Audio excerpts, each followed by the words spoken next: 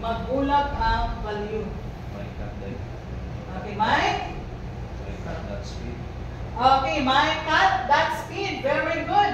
Tawagon nimo si object name. My cut. Okay, that. And then tawagon nimo si variable na si speed. Okay, pag tawag nimo speed, magbutang na taog value tungod kay dili man sila parehas. So, gusto ta nga si my cut murag taas-taas. Okay, so butangan na to. Pila man? Okay, mga 5. Unya, double man. So, lang po ito, double. Okay, 5.10. And then, sunod. Saan na ito na siya pag-print? Kaya para ma-check. Okay, system that out, that print. Okay, so tawag ko na ito si object name. Very good, just one. My cut. That speed na variable. Very good. My cut. That speed. So, yan ang tawag ko. Ano yung result? Basta may result niyan eh. 5.10. Very good. So, kung may result na siya 5.10, so, pagsabot, si double speed, napamana na ni cut class, pero nag-set ta og value diri Dili ta mag-set dito tungod kay masave sila sa dog. Okay, so yung flow ni tawagon ni object name si speed. So atong speed diri nga gibutangan natong value nga 5.10. So mao ang iyang i-print. Okay? So how about kung si cut class tawagon sa nato, I will check sa nato diri kung nahihirit na ba niya ang double speed, and then mag-set sa taog value nga di parehas sa ining. Okay, my dog that speed equals mga ubos-ubos. Okay, 3.10. Okay? So ato ang i-print system out the print and sunod. My dog that speed. Okay?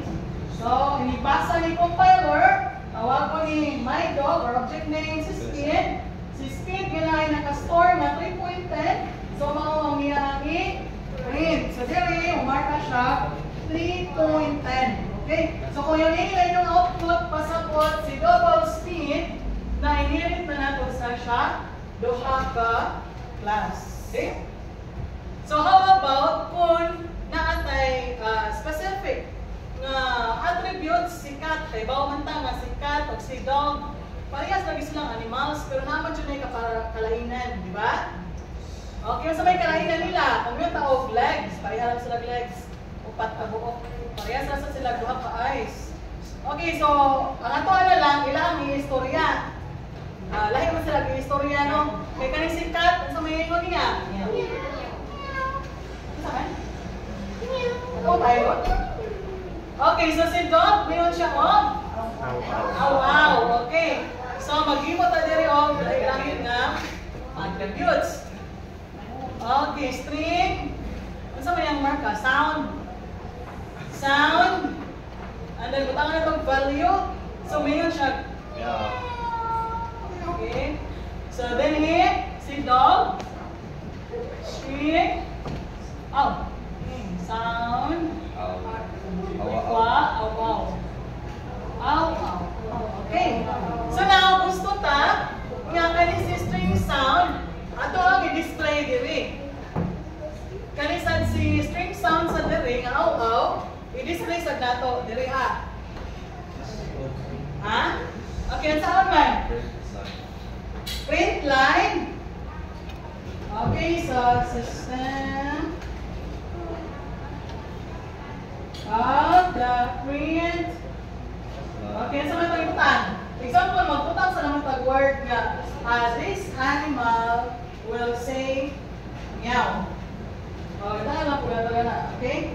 So, this animal will say i-plus nimo si My cat.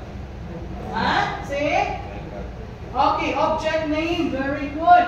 My cat. Cat.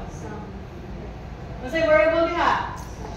Sound. Okay, very good. Okay, so ngayon ato amang tawagon si my cat. Kung iyo na dahil tao, plus and then variable name nga sound. Ha? Ano ba na? Okay, so what if tawagon sa dato si dog? And then dire, ako kopyaon ha. Wait, this animal will say, okay, and then plus my dog plus my dog and that sound. Okay. So ngayon naman si my cat o si my dog. Di ba sa atong andan, pwede naman og sound ng tungod kay para ma-identify sa compiler nga ang imuhang gitawag is cat kani siya. Diri or kani siya di ba yung object name dali. Kani siya diri Okay. So si cat nga kani siya constructor nga connection ani nga class. Okay, so unsay nakasud ani nga kani ang iya ang value sa iya ang i-display. Okay, so mao na ayan ang gamit ang iyang object name. Sayo na siya. Okay, so namoy activity dili karon.